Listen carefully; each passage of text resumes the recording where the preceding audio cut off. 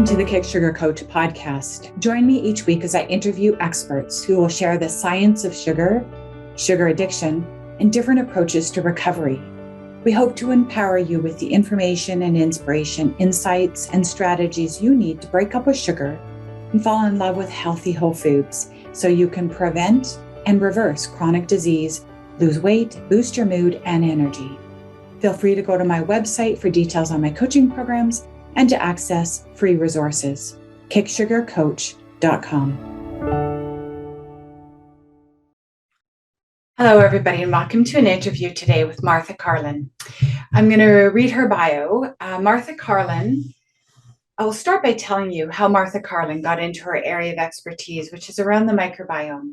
And it's absolutely stunning what her and her company and team, individuals from around the world have collaborated to really help us understand the microbiome and how to leverage and support the health of the microbiome for disease prevention and even reversal. This all started for Martha when her husband John was diagnosed with early onset Parkinson's disease in 2002. Obviously, she wasn't going to wait around for a cure, so she got busy and started to figure out what's going on with this? How can we get this sorted out?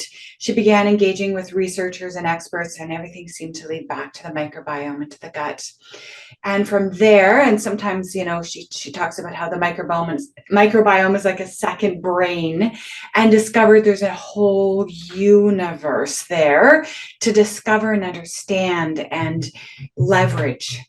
And so she started to pull together these teams of experts around the world and said, let's figure this out together. They have driven access to the microbiome to fuel innovative health solutions.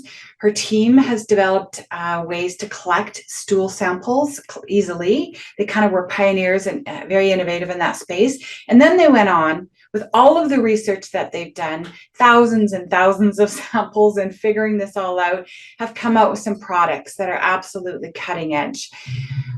She calls this the BioFlex model. And one of her products, which is how I became really excited about Martha and her work, is one called SugarShift. And I'm just going to read this.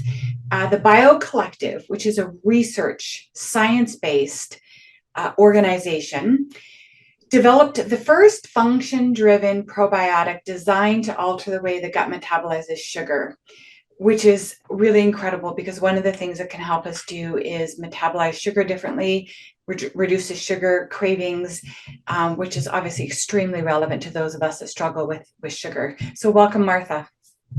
Thanks so much, Florence. That was a great introduction. I so appreciate it. Yeah. And you've done a TED Talk. I forgot to mention that you've got a TED Talk. So people need to go check that out because they can even learn a bit more about you. So Martha, you're just on fire with what you're discovering in the science. You're getting so excited about some of the studies that you're doing around the microbiome. Do you want to, I know you just completed a study. Do you want to tell us what you discovered?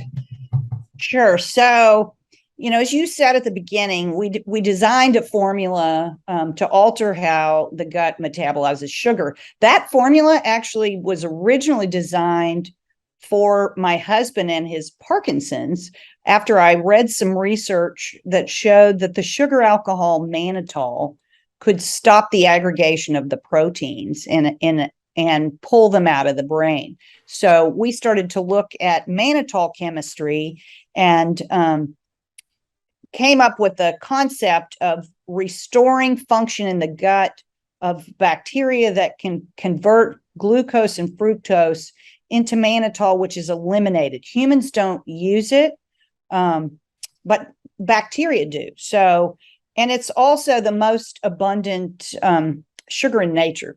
It manages osmotic stress and it has reducing power.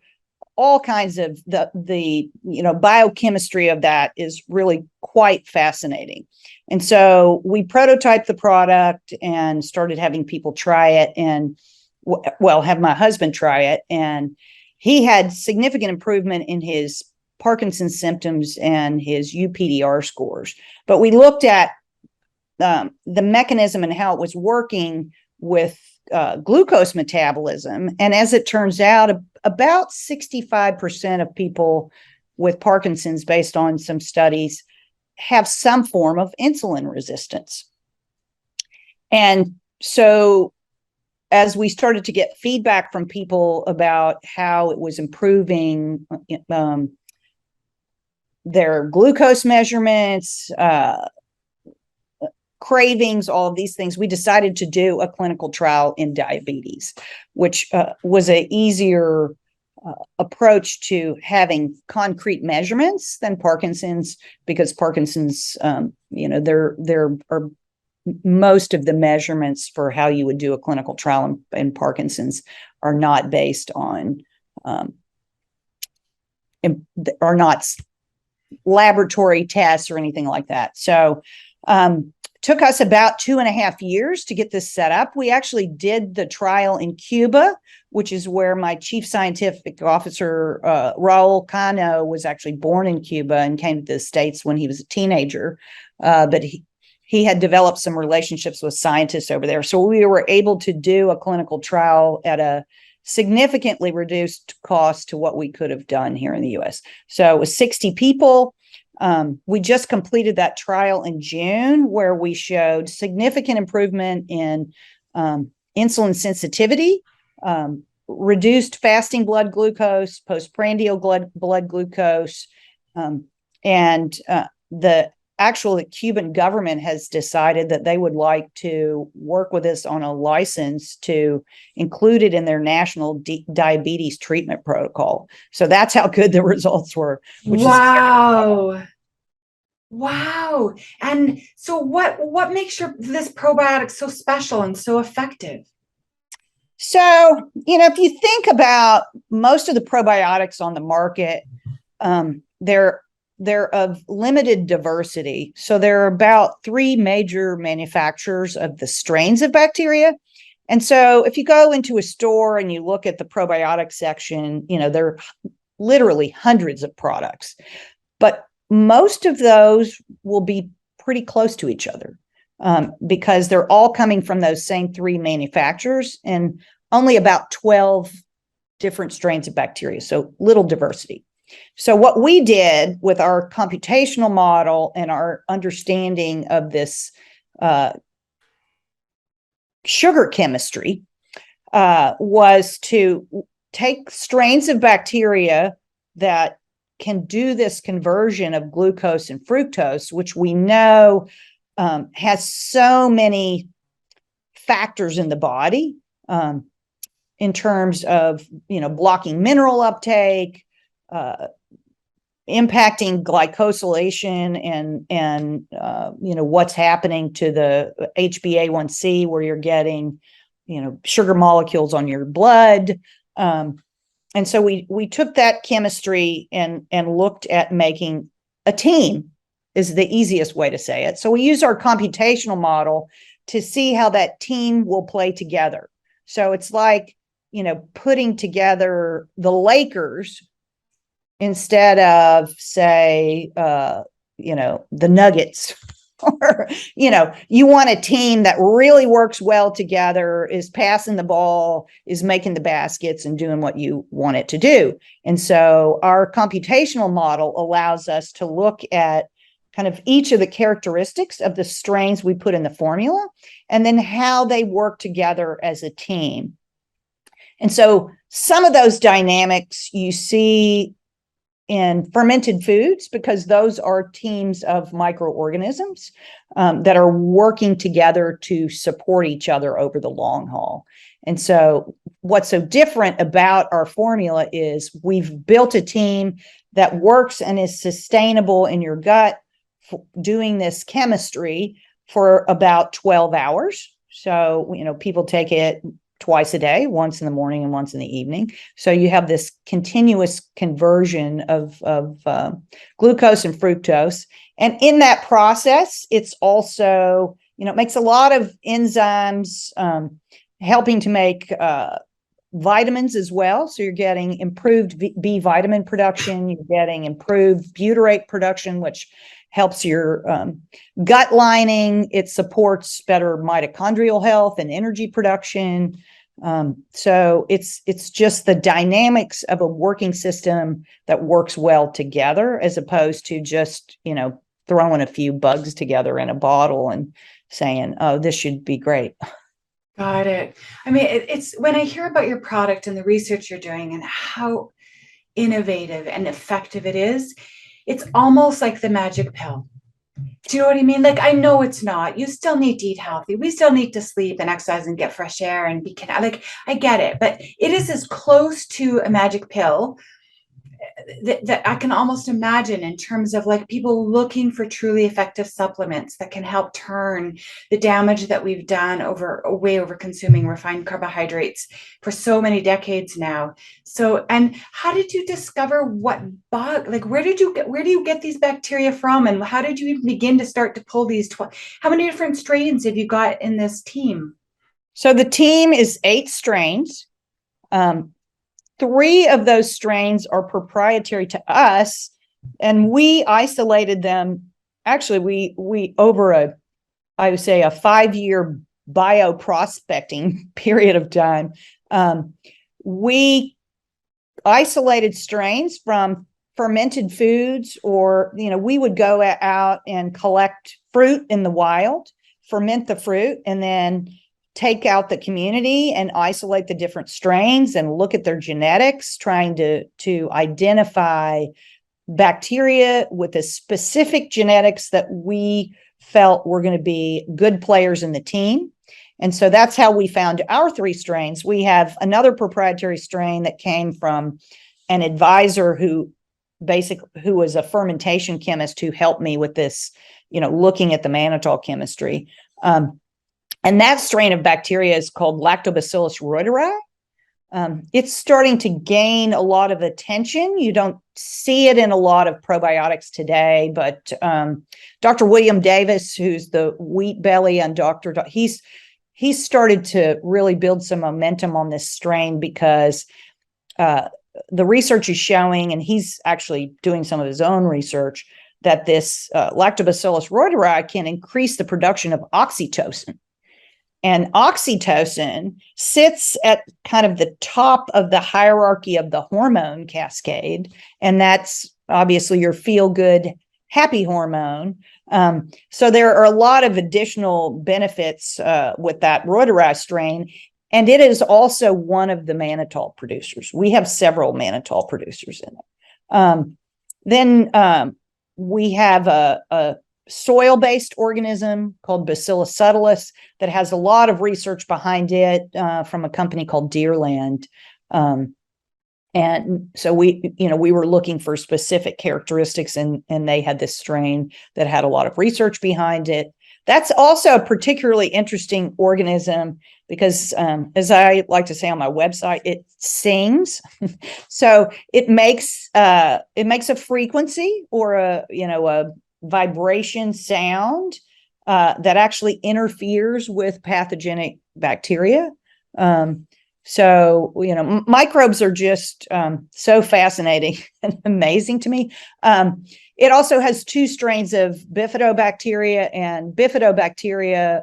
So we have a bifidolongum and a bifidobifidum. And what we have seen in the Parkinson's research and a number of other research studies is, as a global population, but particularly in the Western world, we've lost a lot of our bifidobacteria. Our babies don't have the bifidobacteria that indigenous peoples have. And these bifidobacteria, if you understand how bacteria work, there's something called a phylum. And within a phylum, so, actinobacteria, proteobacteria, Bacteroides, Firmicutes, within a phylum, the different species within that phylum compete with each other or outcompete each other better than they do across other phylum. And bifidobacteria actually happen to be one of the more beneficial bacteria in the actinobacteria phylum. And a lot of pathogens are actually in that phylum. So if you lose this protective bifidobacteria, you lose that sort of defensive player. So that's your really good defense guy on the Lakers. It's gobsmacking. It's so fascinating. So I have a bazillion questions. I actually don't know a ton about the microbiome. I know enough to know there's millions of bacteria, that it's a whole other sort of part of us that's this unknown new frontier. So forgive me, some of my questions are like really beginnerish. So how many different strains of bacteria do we know live in the gut? Like, do we know that, or is that still being researched? There's ongoing research in the area. Most of the published research is between, say, 300 and 1,000 different organisms.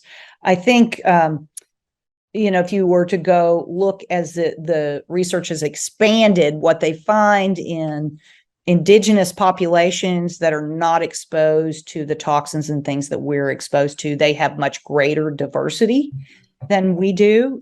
Our long-term exposure to antibiotics, and people think about antibiotics as, I took it for an ear infection or whatever. What most people don't realize is that foods in the grocery store have lots of antibiotics, which is, say you like to have hummus. When you go get prepackaged hummus, well, that's kind of like a petri dish. So they put anti-enzymatic or antibiotic things on top of it so that it won't grow bacteria while it's sitting on the shelf in the grocery store. So there are a lot of different chemicals used in the food industry to stop the growth of pathogens. The other thing you get in these, in the food supply is, say for an apple, they want to stop an apple from browning. So they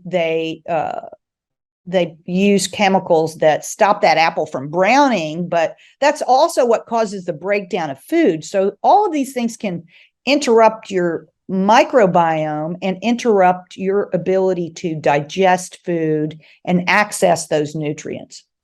Incredible. So there's anywhere from 300 to 1,000, let's say, is our early understanding. So when you put 8 back in, what does that do to the other ones? Is there any indication that there might be throwing other things creating other different imbalances? Is there any risk of that? I mean, of course, there's always a risk when you start messing around with something. But what we did in the early stages, before we brought it to market, was, have people provide us a fecal sample at the beginning, take the product for 30 or 60 days, a fecal sample at the end, and see how it was changing their microbiome. And in the case of my husband, who says, I'm Martha's lab rat number one, in a loving way, because I'm trying to help him. But we took over 120 fecal samples of his over time, and in that process, we're able to see that with this product, it did shift that microbiome space of all the organisms that were in there, and it knocked out some of the pathogens that had been associated with Parkinson's. We did a very small trial of 6 people with IBD, and we showed that over a 30-day period, we were also able to knock out some of the species that are associated with IBD. So I think the working nature of the system and the fact that it is altering carbohydrate metabolism, because probably one of the biggest drivers of what's going on in the gut is carbohydrate metabolism. And it just so happens that a number of pathogenic bacteria really love glucose and fructose. Right. That's exactly my understanding, is that we're eating all this sugar and refined carbohydrates, and it's feeding the pathogenic bacteria that become like the bullies. And then these are the ones that do not create life enhancing, friendly sort of byproducts. And it seems, and then that the good bacteria becomes smaller, or they get knocked out, and that imbalance happens. And my understanding is that the healthy bacteria, the ones that we consider, friendly bacteria are ones like I always thought we got our B vitamins from vegetables. It was through you that I learned. You're like, oh yeah, no, sort of, Florence. Actually, it's the bacteria that create our B vitamins. And if we don't have enough of the healthy bacteria that create our B vitamins, we can be B vitamin deficient and be eating leafy green salads every day. That's so true. And the same is actually true of the plants that we eat and the animals that we eat.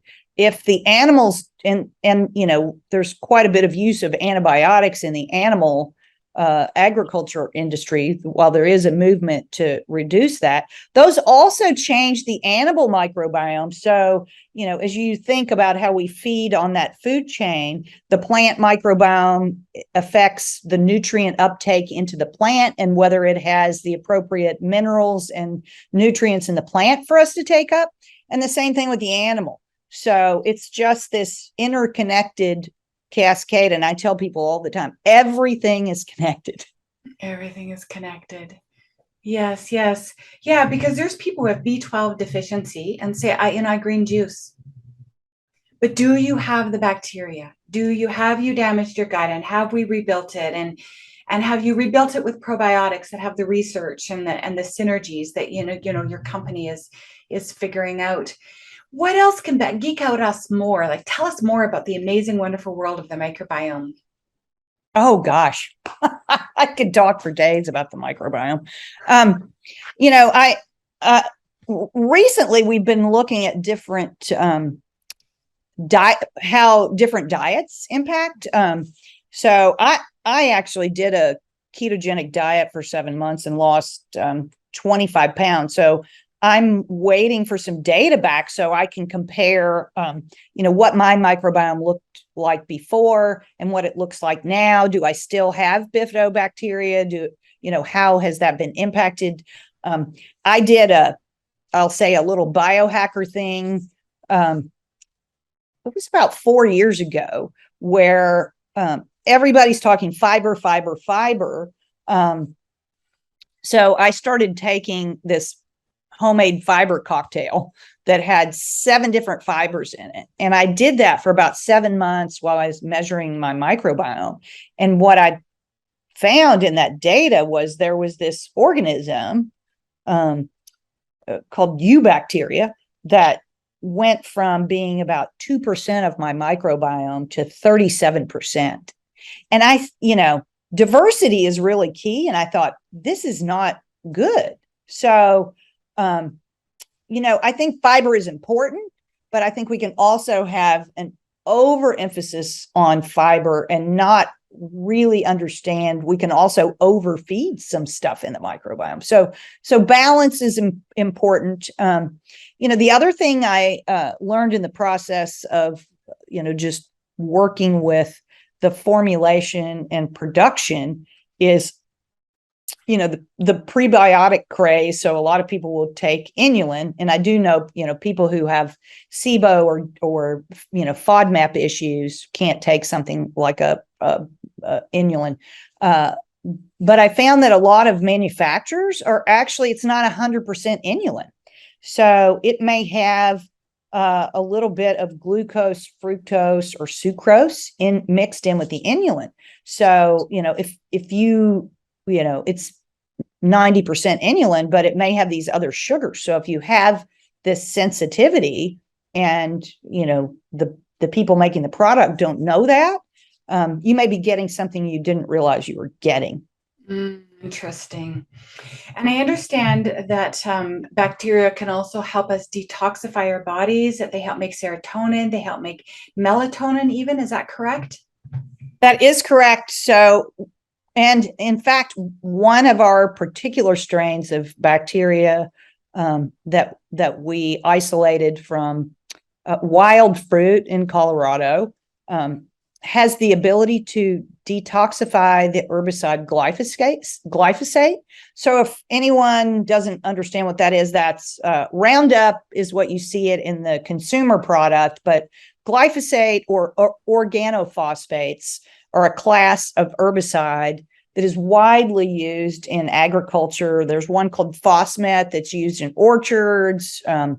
the, Roundup or the glyphosate products from Monsanto and a number of other companies who come on after that patent expired, make those. And that product specifically targets and kills good bacteria, but does not kill bad bacteria. Well, we actually have a strain in our formula that we found that was resistant to glyphosate and could break it all the way down to CO2, phosphate, and water so that you can eliminate it. Well, a lot of the bacteria in your gut don't have those capabilities to break it all the way down. And so they will break it down to something called AMPA. And AMPA is even more toxic to the brain. So you want to get it all the way broken down. So, that our SugarShift formula has that, as well as a number of our other formulas that we make. And you mentioned melatonin. Yes, bacteria make melatonin. Most people don't realize that. I like to tell people bacteria can make just about anything you want. If you just go into Google and say bacterial production of whatever it is you're looking for, you'll be amazed at what these little guys and girls can make. But they make melatonin, and so we make a sleep product. We're currently sold out of it, but called Simple Slumber, that helps restore bacterial melatonin production with the strains that are in that formula. It's so incredible, because it's like we're figuring out what bacteria create these chemicals that are literally pharmaceutical, right? Like we could take melatonin in a pill form, or we can figure out how to rebuild this microbiome and be strategic and work with the research to bring in the bacteria that will help us create B vitamins and help us create melatonin and serotonin and oxytocin. And it just seems wild. It is pretty crazy. I have one of my favorite books is a skinny little book called The Life Bridge. And it's, I think the subtitle is The Way to Longevity with Probiotic Nutrients. And it actually goes through, it's by, I think they're all three doctors that wrote it, talking about yeast and bacteria. So brewer's yeast is also, if you see the product nutritional yeast, or, these organisms make these nutrients, and they make them, so they take inorganic minerals and make them highly bioavailable in the body. So if you just go get a USP nutrient in a bottle, say you get a mineral like selenium, it's not very absorbable or usable by the body. But if it is a form of selenium that's been produced by the bacteria, or, transformed, it's something like 200 times more bioavailable in the body. And so this tiny little book sort of goes through the dynamics of how that works, and all these different, whether it's CoQ10 or the B vitamins, or, minerals bioavailability, the management of iron and copper homeostasis, all of these, complex things that are going on that, these probiotic organisms can do. And then it outlines all the, not all, but it has a pretty exhaustive list of fermented foods from around the world, and what the different species of bacteria or yeast have been identified in there. I'm going to sneeze. Oh. I guess I told myself and then I stopped. Yeah. Unsatisfying. Nothing better than a good sneeze. Yes.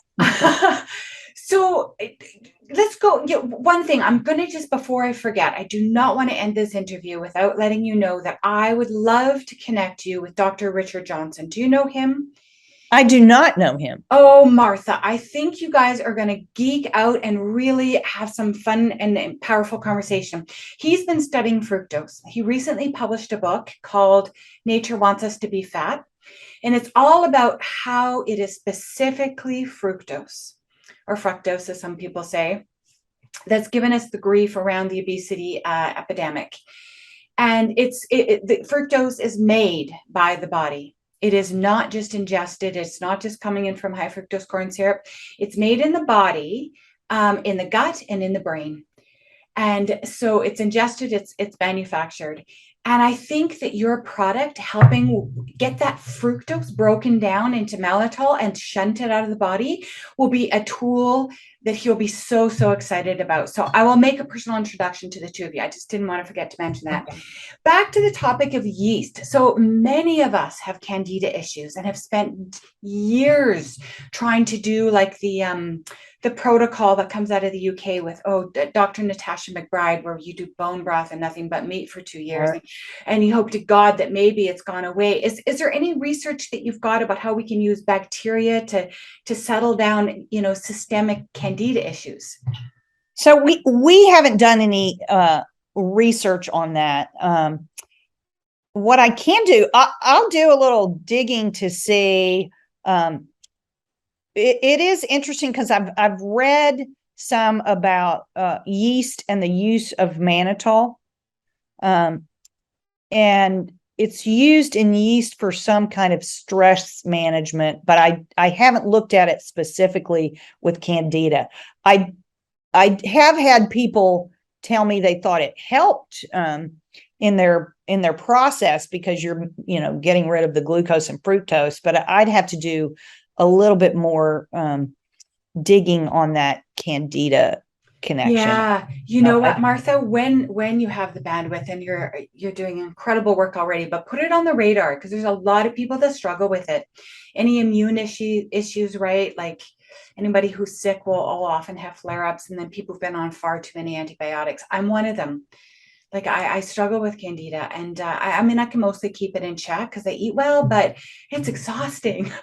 Like I can go half a banana, boom, I can feel it on my tongue. Like it's just sitting there. It's just so I'd love to. Well, I was actually, I have a good friend whose mother has like early cognitive impairment, and she sent me her fecal sample yesterday to look at that had run on doctor's data, and I looked at it, and it looked pretty good, except for it had yeast, candida, and propionic acid. And I sent her a few notes and was like, okay, this, first of all, propionic acid can be causing sort of a brain on fire.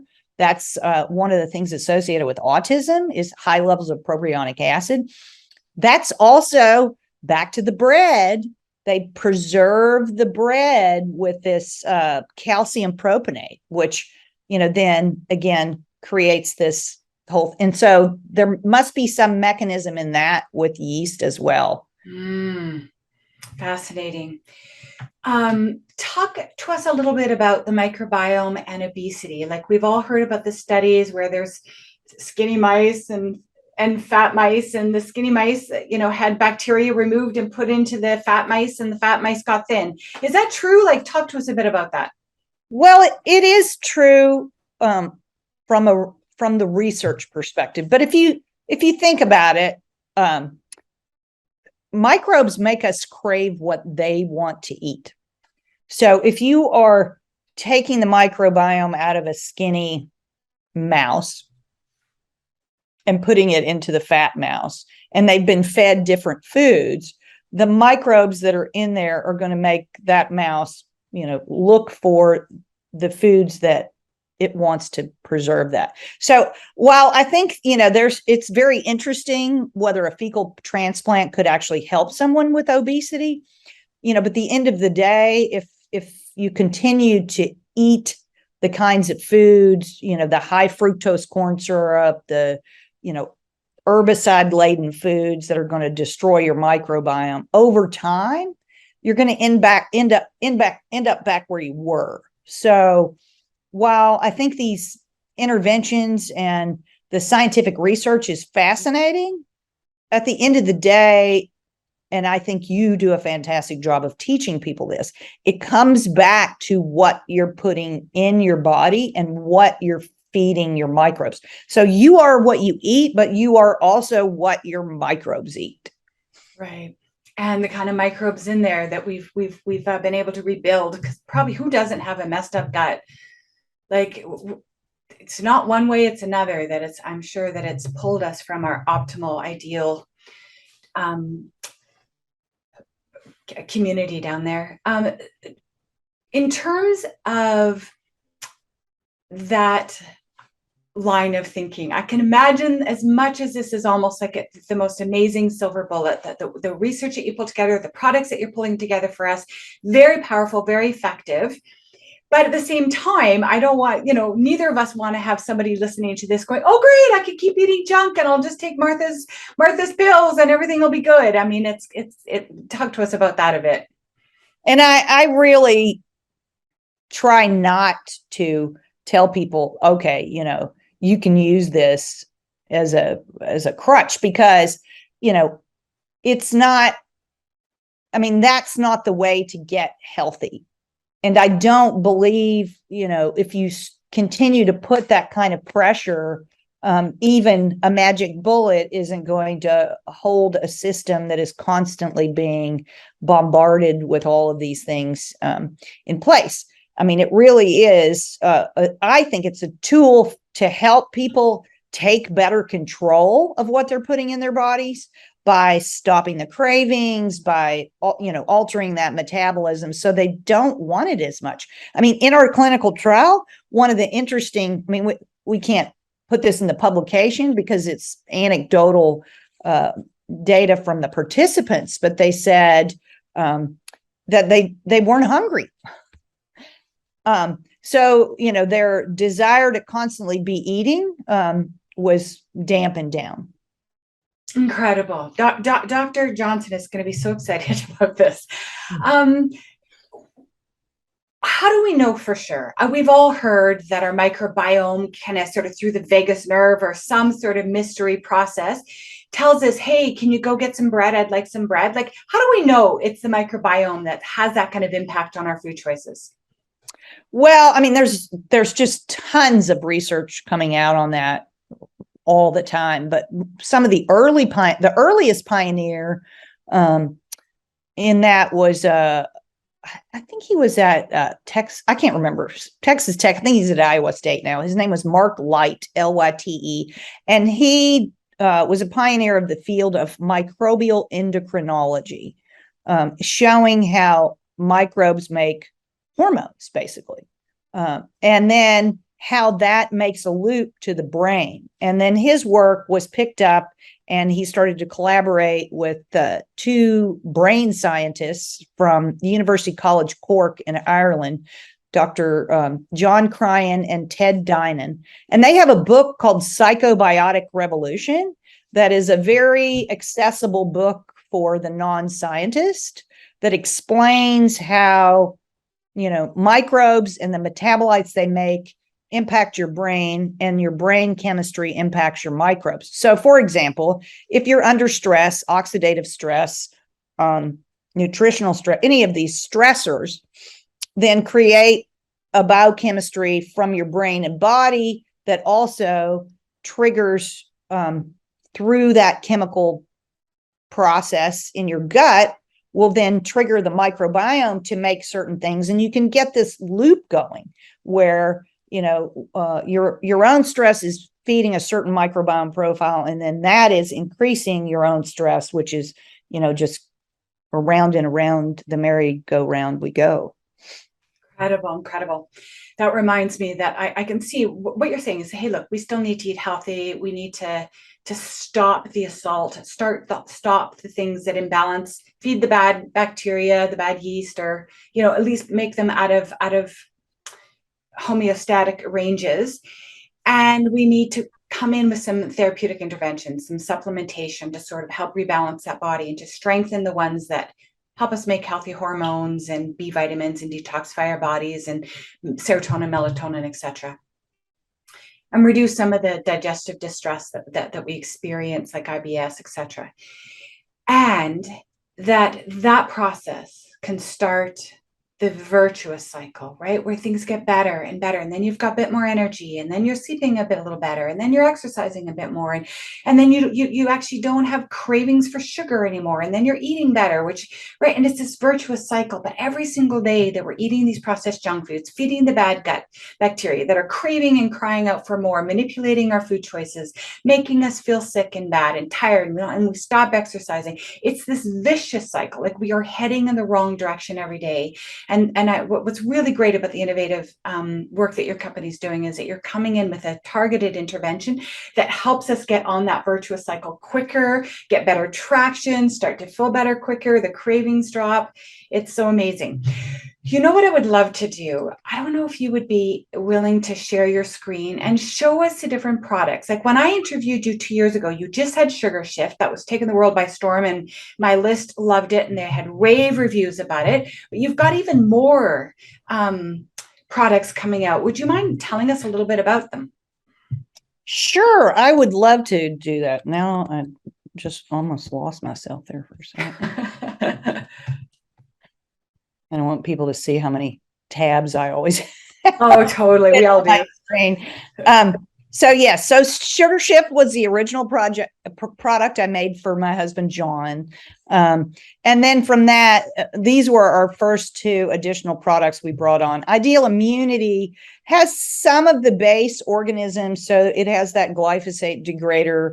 It has a specific strain of bacteria that we isolated from a healthy human gut called Lactobacillus ruminus that has just, we call it, superhuman powers of the ability to fight foodborne pathogens. So, food poisoning, or if you're going on foreign travel, that kind of stuff, it's very effective against Listeria, Salmonella, and E. coli. And, what's so interesting about that, too, is one of the researchers at the University College Cork in Ireland that I spoke with a number of years ago told me that people who had food poisoning actually had something like a 25% increase in a significant health event over people who did not have food poisoning. So, that's one, we say, kind of keep an eye on your gut from protect yourself from the pathogens. The Heart Center product was designed to support cardiovascular health, improve production of nitric oxide, and the metabolic process of improved circulation. That sounds amazing. Like, what makes that one different than the others? And like, how do bacteria help us improve our circulation? Well, they can produce nitric oxide, which is a vasodilator. So, okay.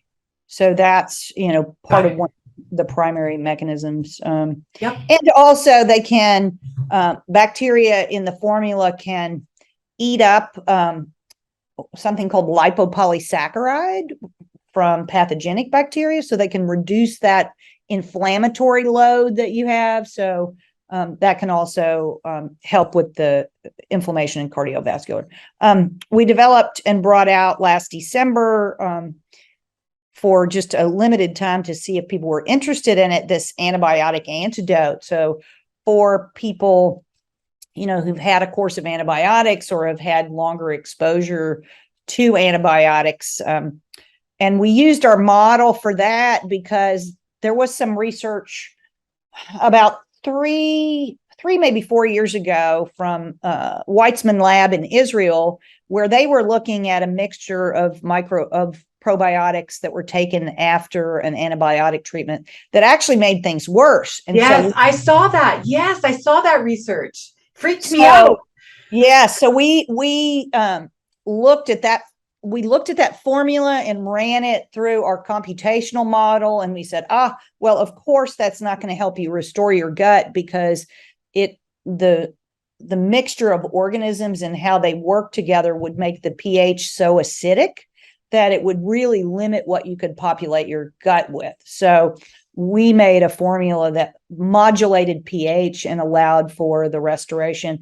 And I just have some anecdotal stories, one from a friend of mine's mother who had had to have emergency, and she's in her 80s. She had to have emergency appendectomy and ended up getting sepsis in the hospital and having, IV antibiotics for a month, and her gut was just not working. And she was talking to the doctor, and they were like, "Oh, it's fine. It's fine." She was not able to go to the bathroom very often. And she started taking it. And I think she's written a review on my site, but, it really within, I think, a week's time kind of turned around her gut, and she was feeling much better. And then we just released a limited run of Simple Slumber. I think it was in May. We're sold out of it, but it's in production again right now, and we should have it back in probably about 4 or 5 weeks. I'm waiting on the final delivery date, but that's the product that restores tryptophan and bacterial melatonin to help support sleep. And we get some great feedback on that. The Perfect Peace is not out yet. That'll be a mood supporting. So that'll a formula to support GABA production in your gut. And then this little ditty over here, Yield and Shield, as we talked about, everything's connected. We have another company that is focused on cleaning up the environment and helping to support better plant health, better nutritional uptake. And we have a product called Yield and Shield, which is a plant and soil probiotic. And so we made that available to the home gardener to use in their backyard, or, to spray around the sidewalk if their neighbor comes over and sprays glyphosate. Right. Oh, right. Oh, so cool. Right. Because it could break down that glyphosate. Exactly. So that, really goes back to, you said at the beginning, I got into this because my husband was diagnosed with Parkinson's at age 44. That was in 2002. At the time, he was a marathon runner. He ate a lot of those goo packets, and a lot of what's in those is high fructose corn syrup, and that's made from corn that's got glyphosate on it. He also was drinking a lot of protein shakes, soy protein shakes, and those also have a lot of glyphosate on them. And so in the back of my head, in my early research, I really started looking at the corn and the soy and how we were growing it and what we were putting on it and how that might have been implicated. So almost from the very beginning, I had in the back of my head, how can I solve this problem? Because it's a global problem. Really is. And I want to share a couple of my own anecdotal stories. So I tried SugarShift. Absolutely brilliant. Now, I didn't have a lot of sugar cravings because I don't eat it. Took me years to get unhooked, but I did it. But I did notice that my gut worked better. I was more regular. Maybe that's TMI. But I have since, had clients take your products, rave about them. And recently I had someone rave about the sleep slumber, that she's like, I've tried everything to sleep better. Now, was it a miracle? Did it solve everything? And I'm, 10 hours, perfect zen? No, but it's a significant improvement and it's getting better. And so, yeah, there's no doubt about the kind of reviews that I'm hearing, even, as a coach in my own practice. So, well, this was amazing. Thank you so much for sharing your expertise and for creating these products for us and for making time to share, your story and your work with us. Is there any final words or anything else you'd like to add before we wrap up today? Well, first, I just want to thank you for everything you're doing to educate people about the dangers of sugar and how to transform their lives, because it's so, so important. And then I would just like to reiterate, everything is connected. You are what you eat. You are what your microbes eat, and the food that you put in your body is also, made of the microbes that are connected to the plants, the soil, the animals. So we're all connected in this web by these microorganisms. So they're, for the most part, our friends. If we treat them well, they will treat us well and fill us with nutrients, vitamins, hormones, all the things we need to be healthy. Thank you again. And thanks everybody for tuning in today.